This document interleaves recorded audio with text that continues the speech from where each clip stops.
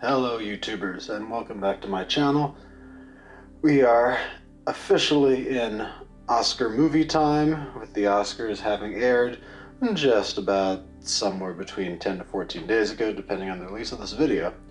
And I had hoped to have time to, well, review a good chunk of them. Based on how it looks, I'll probably only have time to do 2 or 3, maybe at the most. But, that being said, given that I'm coming off the heels of my Attack on Titan reviews, which is not so subtly about the end of the world, and given that a movie about the theoretical end of the world just won Best Picture, it is therefore obvious to start off this Oscar movie review section with the one and only Oppenheimer. More or less the consensus most important movie of the year, if not the best.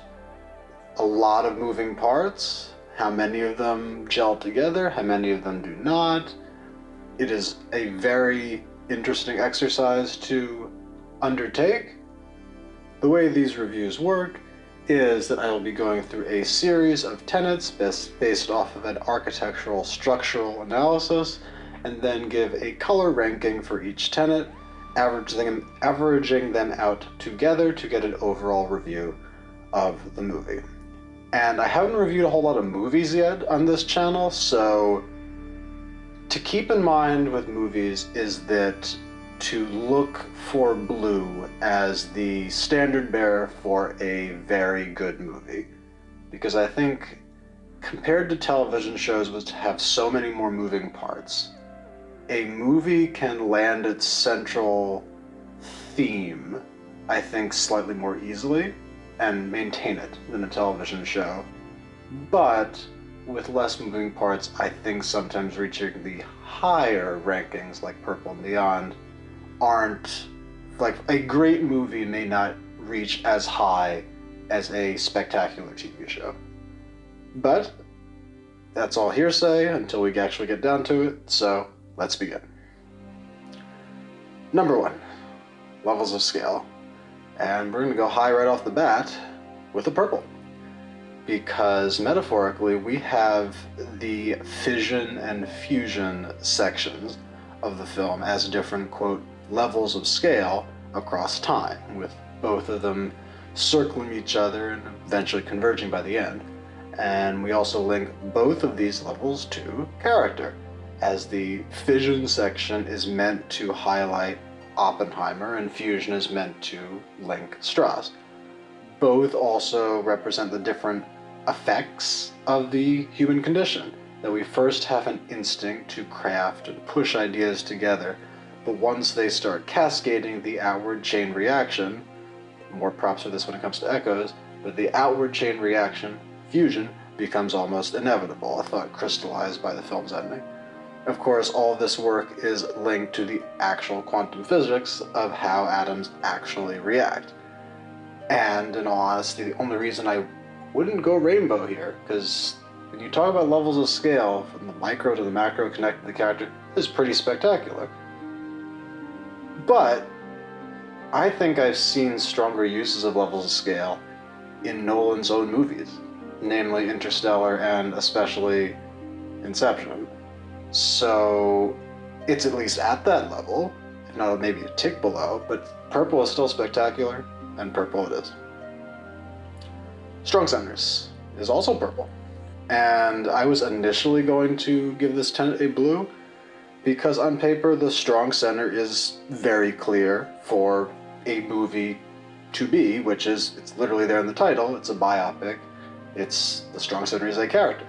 And because we don't see Oppenheimer's childhood or his fully younger years, we see less of the period of time when he's had the true wonder, i.e. could hear the music, so there's less to contrast with as we watch his genius and hope degrade into horror.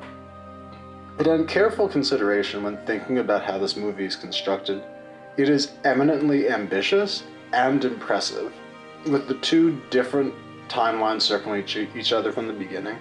before finally landing on Oppenheimer's final horrific line delivery to Einstein, which in truth is unfortunately the true strong center of the piece.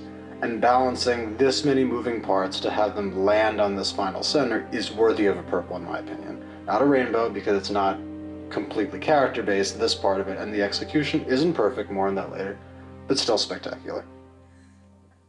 Boundaries. Green. I debated between green and blue for this one because there are definitely boundaries in this movie between the two timelines, and with the Trinity test serving as an unspoken moral boundary that once crossed cannot be uncrossed. At the same time, this boundary with the devil is very subtle and not leaned into as a full-on boundary. Same with some of the more character-based boundaries, like the fact that Kitty can never forgive Teller because of his boundary cross at the end, or that Hill standing up for Oppenheimer at the Strauss hearing suggests that scientists sticking together is a boundary that will remain uncrossed, or one would hope it will remain uncrossed in the general public consensus. Again, it's there but presented less as an explicit boundary. It's almost as if the film sacrificed this tenet a bit by not showing the Germans or Japanese much, and not pushing the threat of the war and the weapon beyond the near zero destroy the world fear that appears resolved from a little perspective at first before it comes back at the end. And because I'll be giving out blues or higher for this movie a lot, a green, green means it is there but not explicitly leaned into. That feels okay here. Alternating repetition is blue, and it's definitely a blue, because this movie has a ton of jumping back and forth across time with the two different plot lines, color and black and white, Oppenheimer POV versus Strauss POV, etc., etc. And overall, this pattern ends up working very well. I do think the third act misses having the past and Los Alamos to alternatingly repeat with, and is where maybe I could argue the film drags just a bit, which I'd say keeps us from a purple. But it comes home for a landing with the final scene, and is very, very good overall. Positive space. Blue. Because one could argue that the whole movie is about this. Because when the film starts, Oppenheimer's ability to hear the music is presented as a moral positive space, in that Oppenheimer can see the negative space that exists around us. By the end of the film, this is inverted. Oppenheimer has helped transform this ability to see the negative space, and is, through crafting the atomic bomb, has transformed it into a grand, terrifying representation of literal positive space. But this is now moved into moral negative space. And this extends as a metaphor for both humanity and the film, all about harnessing this power, which appears to be a positive act, but in reality is damning. It's a straightforward thematic drive. I wouldn't say so high that it reaches a purple, but blue very much deserved. Good shape, however, is purple, because here we see the positive repercussions of not showing us Oppenheimer's childhood. Because instead of being informed on who Oppenheimer was when he started out, instead we spend the film watching his actions in their entirety and are invited to debate them. Is Strauss right? Was it ego that led Oppenheimer to build the bomb to prove his genius? Or no, did Oppenheimer genuinely believe that humanity's better instincts would take over once the fear of this power became clear? And other characters, because there isn't necessarily enough screen time to delve into all their backstories, they invite this tenet as well. Less Strauss, who remains clearly two-faced, but Kitty, General Groves, Lawrence, Jean Totlock, all of them and all of us are meant to be defined by the actions we take and less on our backstories. And because the story is a true story, the good shape extends beyond the text and invites us to debate which of these elements in this tenet are fully true. So, very intricate, expansive stuff beyond the standardly good, so purple. local symmetries is green. They're there. Oppenheimer and Einstein are clearly treated as symmetries. We are also invited to debate what symmetries Kitty and Jean, the two women in Oppenheimer's life, what symmetries they share with each other. Oppenheimer and Strauss are initially treated as symmetries before it becomes clear that Strauss has always seen him as a contrast and is out to destroy him. Same with Bohr, Heisenberg, and the way Oppenheimer looks up to some of these fabled scientists, and then in reverse, how Hill and the other scientists look up to him. However, because we don't necessarily get to know the other scientists that much, this tenet, I think, remains at the surface just a little bit, even though the idea behind it is very strong, and because we don't dive too deep into it, green. Deep interlock is blue, because, oh yes, is it there? And if anything, there's too much of it, because every single element in this movie is meant to be tied together. Every thread, every strand in which one builds on itself, but if you pull on one, the entire system could come crashing down, which serves as a little metaphor for the fission-fusion components. Fusion is the reaction that comes out of the initial fission reaction, and thus they're all tied together. And smaller characters who may be mentioned once or twice typically come back around in the third act. Hill, Borden, Roger Robb. The Einstein mystery set up in the very beginning pays off. Characters have their little moments of truth that are meant to show us who they really are over the course of the hearings once they take center stage in the third act. If anything, this isn't purple because there's so much, there's almost too much. So much to keep track of in the first act, so much blink and you miss it plot points that end up being important that it takes 2 or 3 viewings of the film to get them all, which I guess is a major plus for rewatchability, but is a bit of an overload on first going, so blue. Contrast, however, is purple. Because again, this is another thing the entire film is all about. The contrasts that come out of the actions we take. The fission versus fusion timelines, the past versus the present. Jean, who is a more true believer in both the communist cause and is more fully in touch with the level of feelings toward Oppenheimer versus the more grounded yet still authentic elements of Kitty that, in the end, Oppenheimer needs. The justified heroism of the atom bomb versus the overloaded horror of the hydrogen bomb. Oppenheimer's ability to hear the music at the beginning versus the fact that by the end, all he can see is a bringer of death. Perception versus reality, and the fact that Strauss is obsessed that Oppenheimer and Einstein were out to get him, even though, as the Senate aide says, they were probably talking about something more important. Even though the entire film and the difference between the color and black and white is meant to have us wondering which parts of the film are based in objective truth and which parts are subjective choices on the parts of the filmmakers. And go on and on. Good players in the military like General Gross versus the more Machiavellian ones like Kenneth Nichols. The nature of doing something for the greater good versus doing something just for power. And go on all day pinpointing the different contrasts that bleed through this film everywhere. And then you extend this notion outward to suggest that these contrasts carry the potential to destroy us all. Yeah, the purple it absolutely is. Graded variation is blue. You see enough of the military, the scientists, the work on Trinity, Oppenheimer's love life, associated views on communism, how the American view on communism shifts over the course of the movie, and thus the timeline, and how the American view on the bomb shifts as well.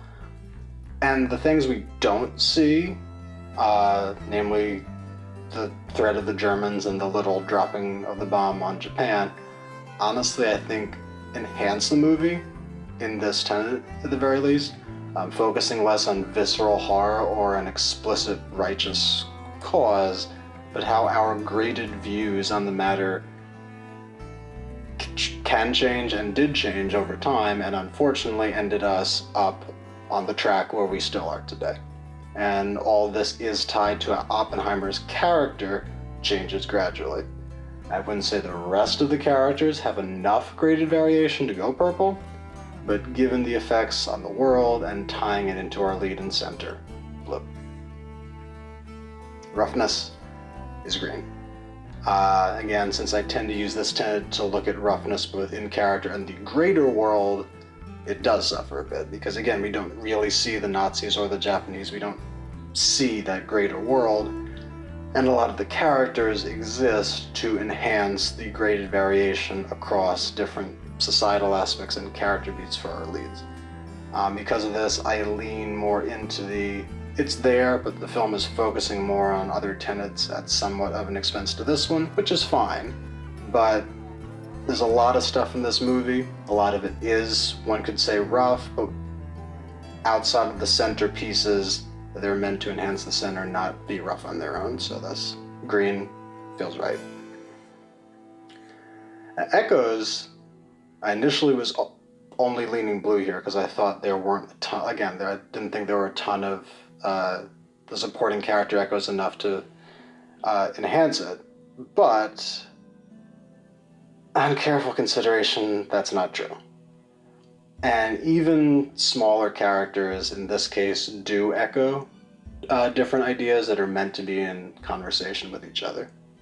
Yes, the bomb and the evolving ways in which we see it are echoes of Oppenheimer, absolutely. The same way Strauss is an echo of how status-based political corruption overtakes whatever more moral reasons Oppenheimer and we could represent. Or how Kitty initially feels like an echo of how we might settle for the more grounded choice in a partner because that is better for our careers, only to have this evolve into an echo for, actually this person is your greatest ally, compatriot, and defender.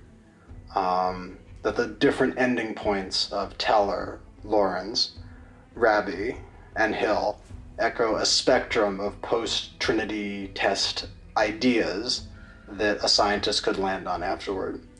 That General Groves is an echo of a military man that does mean well, but is still tied to the system he represents, which is shown more malevolently by Nichols or Colonel Patch. Or that Truman's delivery of, they don't care who built the bomb, they care about the one who dropped it. I did.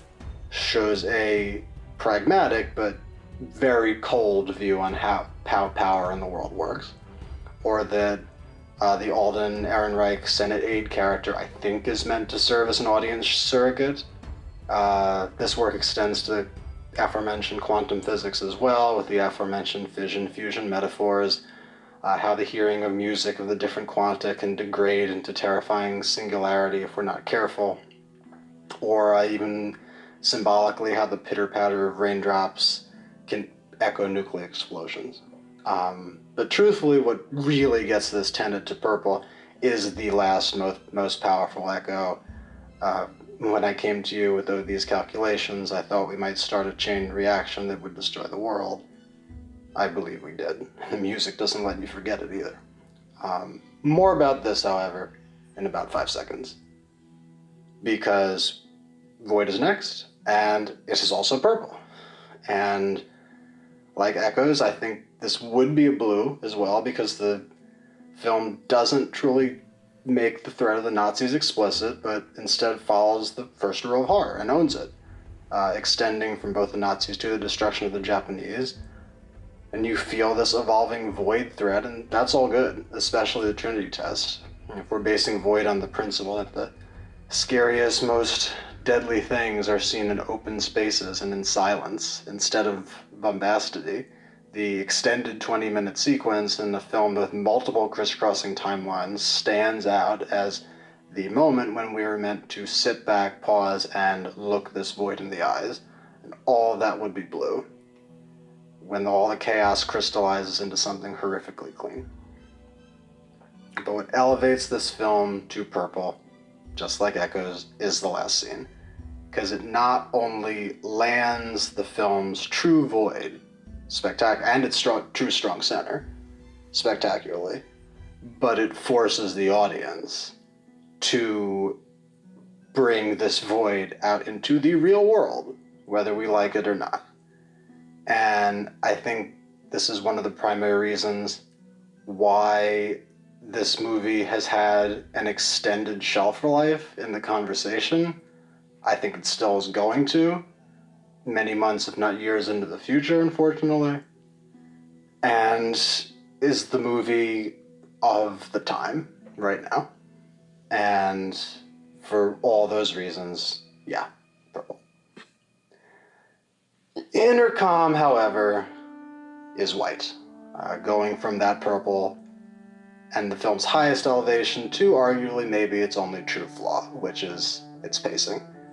The first third of the film, which speeds through more of a decade of Oppenheimer's life and is such a rush that on first viewing you're almost guaranteed to miss something. And the last third of the movie, without having the past to crisscross with, then feels like it drags a little bit, especially because we start to feel like the climax, the Trinity test, already has happened, and thus begin to wonder where exactly all this is going. Especially because in the third act, the music keeps ramping up, and thus feels like it's telling us to build up again for a secondary climax, even though in a runtime perspective and post-Trinity feels like it's more ripe for falling action. So there's a little bit of a mishmash there. So we have a third act, a first third that is a little rushed, and a last third that drags a little. And not enough to fully hurt the movie and make it a yellow, especially because in the end it does land all of it in the last scene. But this is the one tenet that I wouldn't highlight as a strength. So, white. Not separateness, the last tenet is blue. Now, a lot of the characters during the bulk of the movie are together in Los Alamos, so it's hard to argue for not separateness there. But on the other hand, this tenet is everywhere. How Oppenheimer, and thus us, can't escape the reputation that the effects of the actions we take bring to us, and he can't escape the wrath of the government and the Strauss for trying to put the genie back in the bottle. But at the same time, by leaning into power-hungry status, Strauss can't escape his actions either, represented by Hill and the opinions of the scientists. The entire Manhattan Project is all about managing the different not separate components of the required work, the moving parts in which Oppenheimer is the most skilled at managing. And though we're not separate from the more righteous reasoning of stopping the Nazis, we are also not separate from the effects, both literal, moral, symbolic, of the building of this weapon. Mutually assured destruction, symbolically, unfortunately, right there to look at. So, taken all together, it's good work, and thus blue. So there we go. For Oppenheimer, Best Picture of 2023, we have Levels of Scale, purple. Strong Centers, purple. Boundaries, green. Alternating Repetition, blue. Positive Space, blue. Good Shape, purple. Local Symmetries, green. Deep Interlock, blue. Contrast, purple. Graded Variation, blue. Roughness, green. Echoes, purple. Void, purple. Intercom, white. Not separateness, blue. And there we go. So overall, I would give this film a combined ranking of blue purple. And in some ways it's a touch of a reach, because in some ways this film is more of a blue than a blue purple. Not all the tenets truly sing, especially some elements of the pacing and some of the thinness of the supporting characters. In some ways it is a well-crafted, good movie with good centered components, a lead character, and a well-told story, which would all be what a blue would be for a movie. But when you think more about the implications that this film suggests to the world, both back then and in the world today, symbolized by the strength of that last scene, blue-purple starts to feel more justified. It is an expertly crafted movie that is centered, but is also centered with all of its circling and symbolic pieces swirling around each other and connecting together enough, and with enough elevated elements to warrant that higher ranking. It is probably the most important movie of the year, if not the best, and it is an ambitious masterpiece that may not completely be the greatest of its kind, but it's at least up there with the best. More than deserving of a Blue Purple, and more than deserving of Best Picture. So, that concludes my review of Oppenheimer, and I still plan to review at least 2 more Oscar films, most especially Poor Things, which I think by the end of Oscar season was pretty much wholly seen as Oppenheimer's biggest rival. And we'll see in terms of time constraints what else I have time to do. But for right now, had to review Oppenheimer, and I think, for better or worse, we'll be talking about this film for a long, long time. The 3rd highest grossing movie to win Best Picture, for a reason. That representation of a movie that is both popular and bleeds into the critical and cultural discussion, and will continue to do so. Thank you for watching, and I'll see you on the other side. Cheers.